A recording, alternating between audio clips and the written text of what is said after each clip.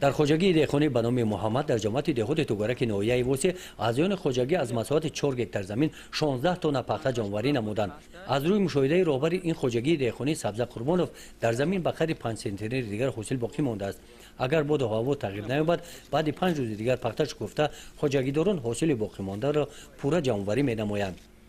تا اون وقتی که پخته می شکفد خوجگیداران بیکار نمی ایستند.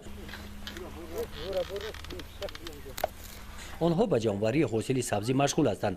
سبزی حاصل دوم این زمین می باشد. ازیان خوجگی از حاصل کشت سبزی قناعتمند هستند. از همین زمین خوجگیداران هر روز به قدر 1 تن سبزی جانوری کرده بازار ناحیه را با محصولات استحصال خودی تامین می نمایند.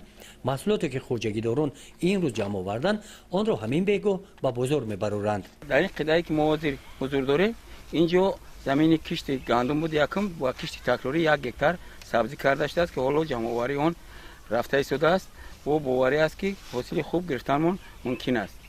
و این یکی از فراوان حاصلی که حاضر ما می‌بینیم این ثمرانک و پرثمر استفاده بردن زمین است که ما اگرتکنیکی آن را رعایت کرده داروهای مینرالی و پروهای اگرتکنیکی رو صنعت دادیم و حاصلناکی رو توانستیم که باز از سبزی که حاضر ما جمع آوری کرده ایم باوری است که 200 سنتی را از گکتاری حاصل جمع آوردن ممکن است که این جمع با گندم اگر ما این رو مقایسه کنیم 60 70 سنتی رو تشکیل میده که این برای خوجگی هم برای کار خوجگی هم با ذخیره من خوراکواری در امکانیت میدهد که ما از بوده جلوی کاری و حالا موسم اون است که ما زمین رو تیار کنیم و با کشتی سیام که ما باید نیت داریم که پیاز کاریم و همین برای همین زمین رو تیار کرده شده ایم که با حاصل آینده تیار شود.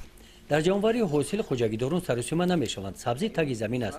برف و باران با آن تاثیر نمیرساند. سبزه قربانوف مقصد دارد از درآمد حاصل سبزی زمین ها را از غوزه‌پایه تازه نموده آن را به کشت نوبتی آماده سازد.